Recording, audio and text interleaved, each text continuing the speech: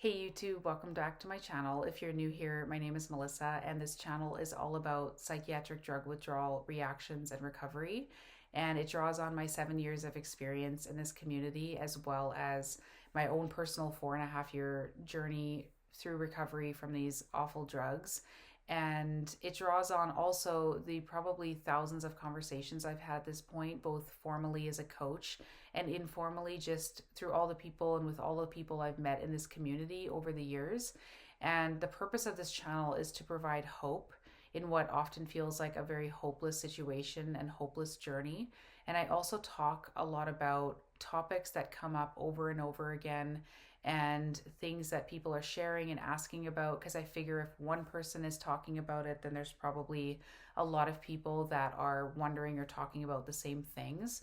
So that's what I do on this channel, and none of it is meant to constitute medical advice. It's just drawing on these experiences and talking about them openly. So I want to just share straight from the heart. And I do this every once in a while when things come up and I just feel like I have to share. And because it's so important for the hope and just for that personal connection in this journey, because that is what got me through when it was so hard for so long. I want to mention though that I am coaching again. So I do 30-minute calls and 60-minute calls. And I like talking about all of the layers of this process. And there really are a lot of them. And so if you're interested in chatting, I'll put my direct booking link in the description of this video. So I'm very frustrated. I just recorded what I felt like was an awesome 25-minute video. And then my computer decided that it just deleted it. So I'm just going to film it again and just speak straight from the heart, especially I feel like there's a lot of people that are really, really struggling right now. And I've found that these types of things go in waves. I don't know why. Today is full moon. I have made videos about that in the past. It seems like there's always clusters of people that are really struggling around this time. Maybe it's not the full moon, maybe it's a coincidence, I don't know, but I feel like this video is really important.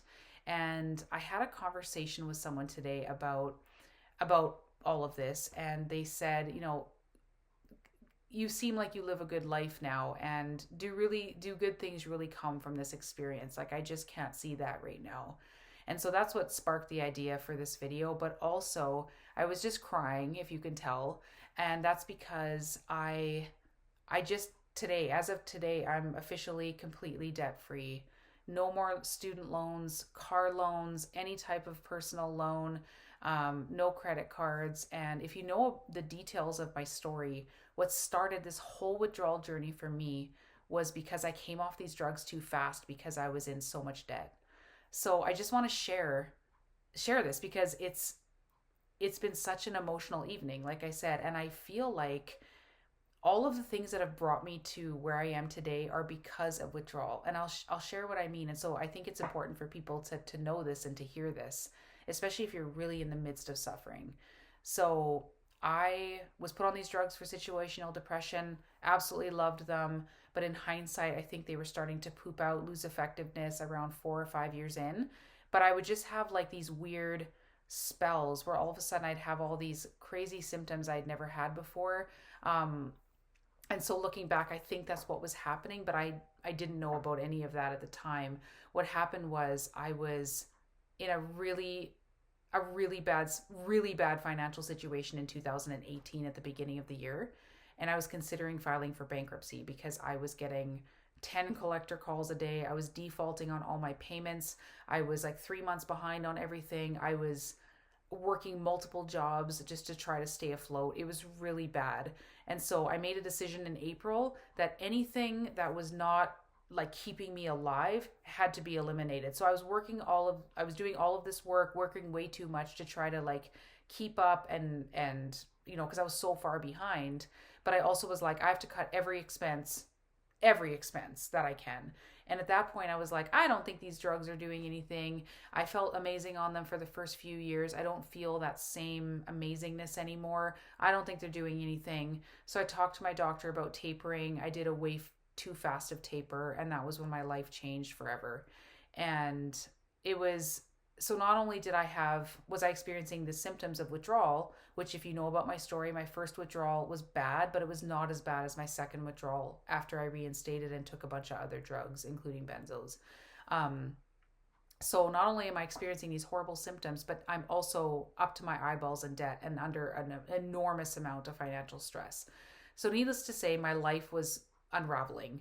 And so in 2019, I had been in my relationship that I was in for 4 years, and I was like, it was a combination of withdrawal, and there was a lot of problems in the relationship. And so I ended my relationship, moved back home with my mom, and I had been on my own for 17 years up to that point. I was 37 and moving back home. It was just, so I lost my relationship. I was losing my health, my mental health. My finances were completely in the drain, down the drain. And actually, another thing that happened was, well, I'll share about that in a little bit later. But so there's so many reasons why this experience today with the debt free is emotional, because first of all, it's a huge stress relief, and also the debt thing was what started this whole withdrawal experience.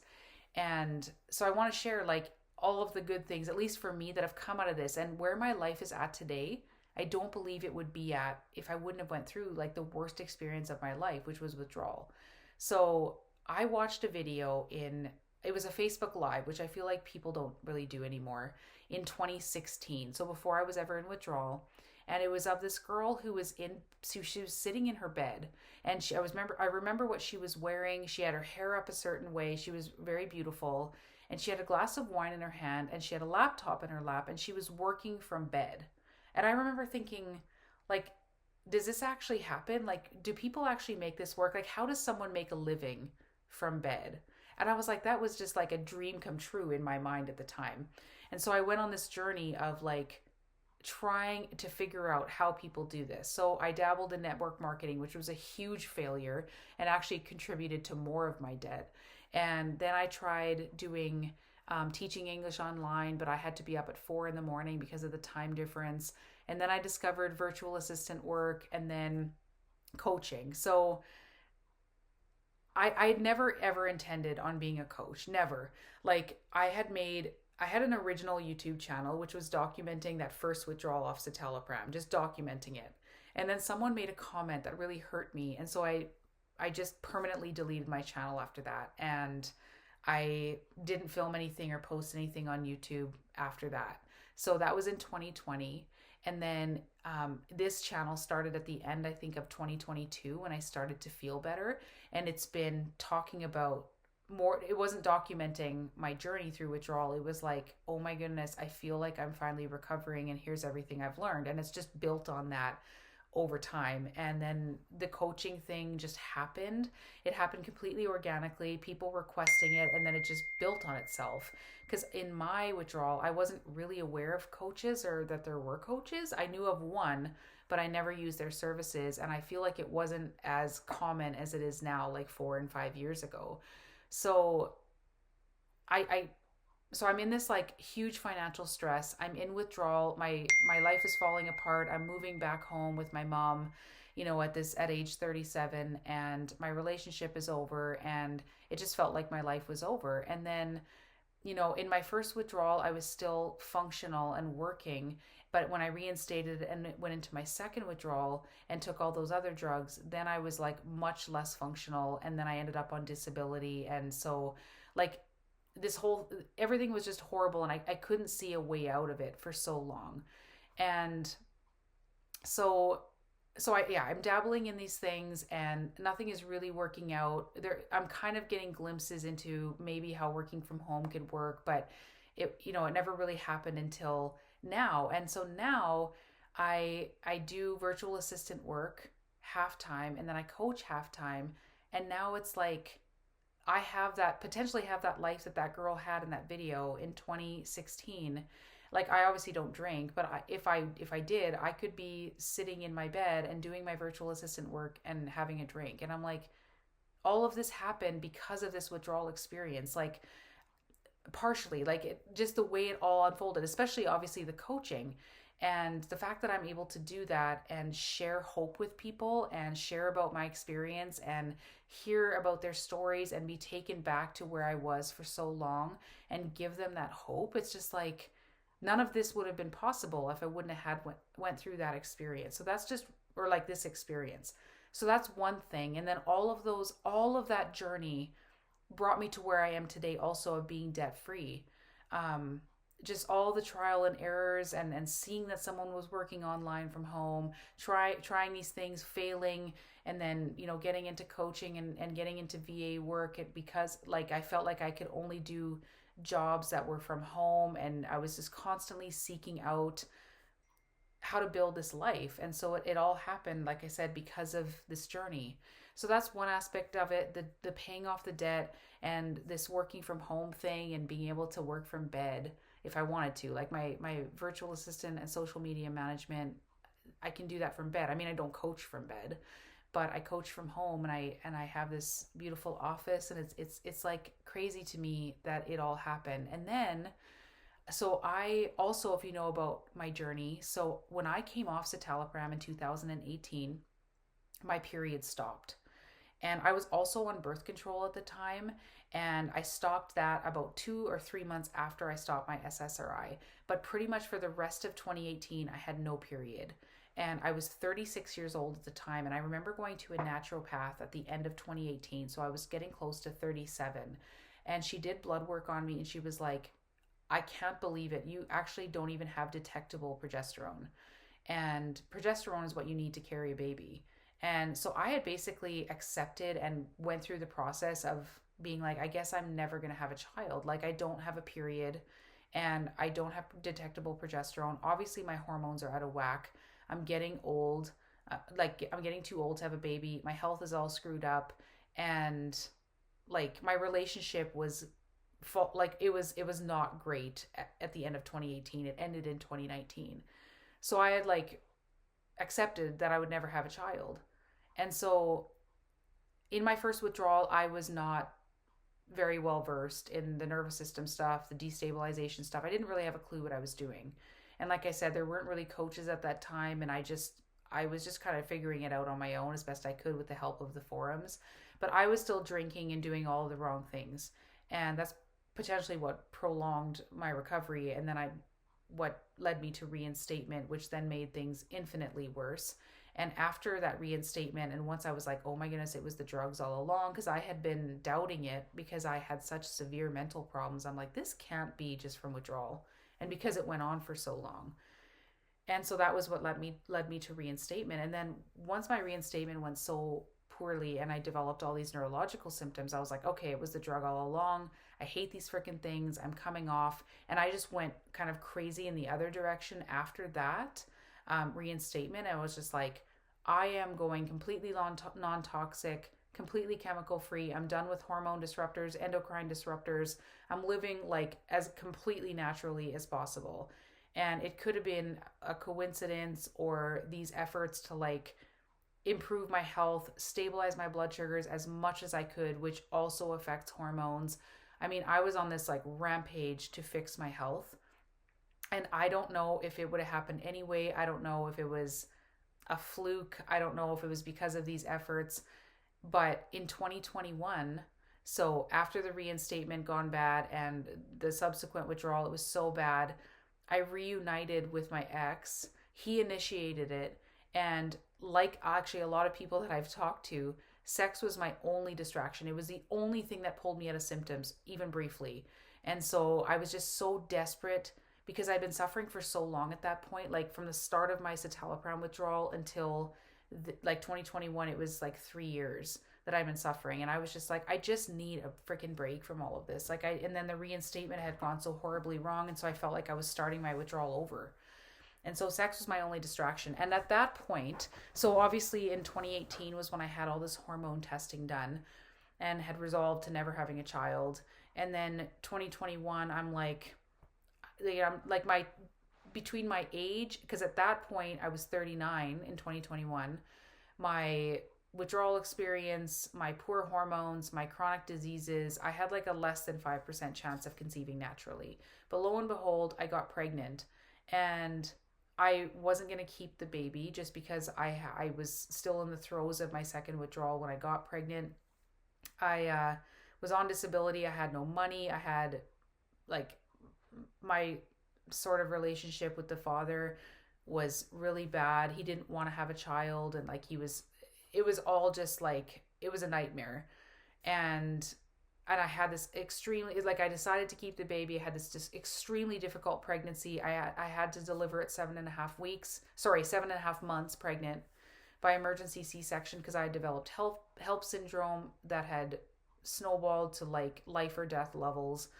So I had the baby early. And yeah, I ended up having this healthy baby girl at 40 alone and still in withdrawal. And then 6 months, and I have to share too before, so 6 months after my baby was born was when it was like something just shifted and I was like, I think I'm recovering. And that was when I started this channel. And what's crazy is also, if you know about my story, I had this 10-woman support group that in 2021 that found me on my old YouTube channel from 2020, and then it snowballed and I met more and more and more people through that channel because I met one and then I met her friends and her friends and her friends. So in 2021, when I had reinstated and was in this horrible second withdrawal, all I did all day long for the most part, because I wasn't working and I was talk to my support group. That's all I did. And then obviously I was like with my ex every once in a while, but so we would talk sometimes like 12 hours a day on video chats because it was like a combination of just walking to just relieve the horrible symptoms physically that were in my body, and then the mental engagement of talking on video just diluted my mental symptoms a little bit. Didn't get rid of them, but that's how I coped. And we had this group chat in like summer of 2021, and I was 6 months into my second withdrawal. And I remember like we all were like calling ourselves kind of psychics, intuitives, and so we decided to just be like, let's just go through everybody in the group because we were all really close at that point, and we're like, let's just make predictions for each other's lives. And I was like the designated note taker, and I still have these notes. And we kind of ran around, and when it came to me, a couple of the girls said, you're going to end up having a baby girl and she's going to heal you. And I was like, there's no chance. Like I have a less than 5% chance. That's never going to happen. And literally like a month later, I ended up pregnant, and I knew intuitively from like day one that it was a girl. And yeah, it's crazy because again, I don't think that all of these series of events happened, and I don't know if I would have had this miracle daughter who's like my pride and joy be able to like work from home, which I've dreamt of for years. If this hadn't happened, getting out of debt, I don't know if that would have happened either. Just because of like this whole journey that all of this put me on. And another thing too is I have met the most incredible people on this journey. In fact, my best friend from withdrawal, she actually just texted me while I was making this video. She was the first person that reached out to me on my old channel and said, hey, would you be willing to talk sometime? Like I've been watching your videos, and I still talk to her this day. It's been like almost 5 years that I've known her. And the longest video chat we ever had was 14 hours in one day. So obviously you get close to someone going through this experience and talking to them on video every day. And what's crazy is we have discovered just through all of our conversations that like some people in her extended family had my last name, which is quite a rare name. And through talking to each other's families, like we think that we're potentially even related. So of all the people in the world, of all the YouTube users, this one person who's also in Canada and is likely one of my cousins, who's like one of my dearest friends to this day. Like I would never have met this person if it wouldn't have been for withdrawal. And now like we have plans to finally potentially meet in person this summer. And it's like you visualize, because even the clients that I coach, you see them over and over and over. You share this extremely stressful, vulnerable, emotional experience of withdrawal. And it's like you get really freaking close to those people. So all of these things, like having a baby, getting out of debt, being able to work from home, like making these amazing friends, like none of it would have happened without going through withdrawal, which it sounds so crazy. And looking back, like I would never have imagined that my life would have gotten here. And I don't think it would have if I wouldn't have went through this experience. And people ask me like, how did you have hope? Like your journey was so long. And I say to them like, I had to cling to other people's stories. So there is one person who's, if you're like an OG and you have been in this community like 2018, 2019, 2021 ish, there's one person in this community that most people know by their forum name.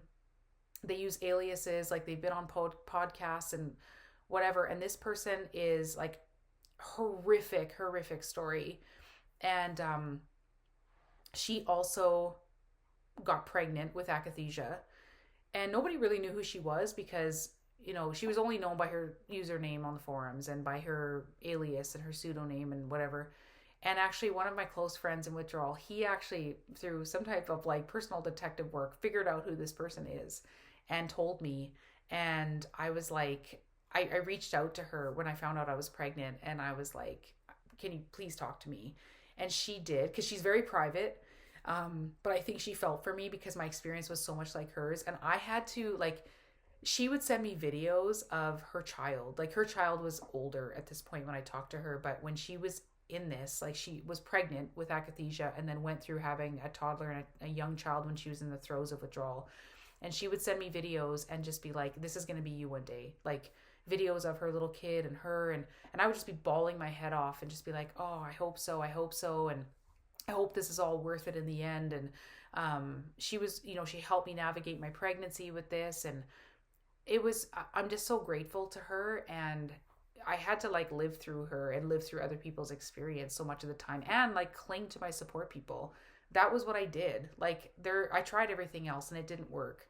So that's what got me through. And so yeah, I had to share that. And also in the people that I've talked to who've recovered, who have really nice long windows. And also this was my own experience. Like people will say to me, I just miss normal things, like getting up in the morning, having my coffee, thinking about normal things like my day ahead, my work day ahead, getting my kids off to school. But instead I'm just in this hellish nightmare from the second I wake up to the second I go to bed. It's all I think about. I'm just staring at the clock, waiting to go to bed, if I can even sleep at all. And I'm like, like I said, the people that I've talked to have gotten better, have long windows. My own experience is that when you start to get better, those little experiences of like having a coffee, reading a book, watching TV, getting ready like for your day happen again, but they also have more meaning. Like for the lack of sounding totally cheesy, like those little things become like this spiritual experience and like profound because you couldn't have caffeine for so long, or you couldn't watch TV for so long, or drive, or whatever it might be. And so those experiences become so much more meaningful, and your whole perspective of life changes, like, but in a good way. But it takes, it's a journey. And that's why I've made videos about the 5 stages of grief in withdrawal, and I talk about all of the layers to this experience because there's so many of them. And so recovering is like unraveling all these layers, because I feel like they stack up over time, so you unstack them as you get better. So I don't know, I just wanted to leave you guys with that hope. Like my life now is just like amazing, and it would never have gotten to this point and all of these amazing things without this experience. So I don't know, I guess if you're really feeling hopeless and like nothing ever good will come of this, it'll just be trauma after trauma after trauma, I encourage you to just like watch this video over and over again, because I had to cling to other people's journeys and experiences of recovery when I was at my worst. So just wanted to leave you guys with that. I hope you are having an okay day, and I'll see you next time. Bye.